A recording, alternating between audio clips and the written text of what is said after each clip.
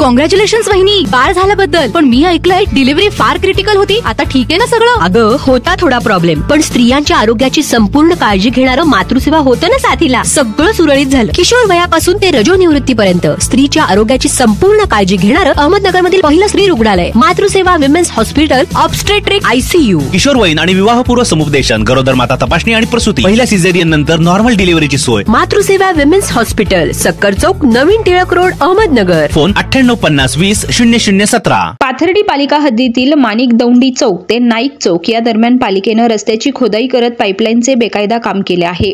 तसेच हे काम करताना एक जुना वृक्षही काढून टाकल्याचा आरोप करत सोमवारी सामाजिक कार्यकर्ते शमा अली उर्फ शन्नो पठाण यांनी सार्वजनिक बांधकाम विभागाच्या कार्यालयासमोर उपोषण सुरू केलंय. संध्याकाळी उशिरापर्यंत या विषयावर कोणताही तोडगा न निघाल्यानं आंदोलन चालूच होतं. या संदर्भात पठाण यांनी निवेदन दिले आहे. मी शन्नो पठाण. मी सुरुवातीला 18 तारखेला 18/10/2024 पाथर्डी शहरातून एक पाईपलाईनचं काम चालू होतं. ते बघितलं, तर ते बघितल्यानंतर मी त्या ऑफिसला आलो. इथं मी म्हणलं या ऑफिसची परवानगी आहे का बघा राष्ट्रीय महामार्गाची. तर ते म्हणले आमच्याकडून काय परवानगी वगैरे घेतलेली नाही. तर मग त्यांना मी लेखी स्वरूपात 18 तारखेला अर्ज दिलेला होता. 18 तारखेला मग ह्या राष्ट्रीय महामार्गाच्या ऑफिसने तिथं जाऊन पाहणी अहवाल केला. त्याच्यानंतर संबंधितावर COला आणि ठेकेदाराला नोटीस काढली का याचं पाहणी अहवाल झालेलं आहे, याचं तुम्ही खुलासा करण्यात या परवानगी न घेता तुम्ही का खोदकाम केलं.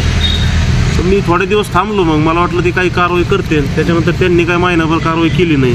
मग मी 30/10ला पत्र दिलं उपोषणाचं. मग त्या टायमाला इलेक्शन चालू असताना हे म्हणले थोडे दिवस थांबा, आम्ही त्यांच्यावर कारवाई करणार आहे.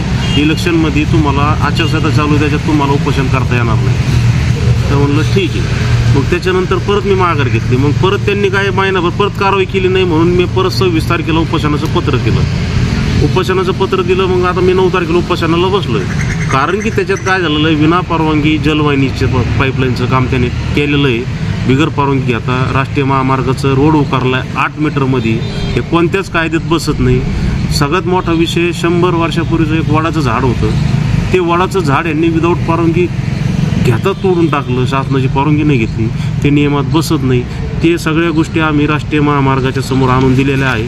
तरी याच्यात राष्ट्रीय महामार्ग कोणताही हस्तक्षेप करीत नाही, कोणताही गुन्हा दाखल करीत नाही.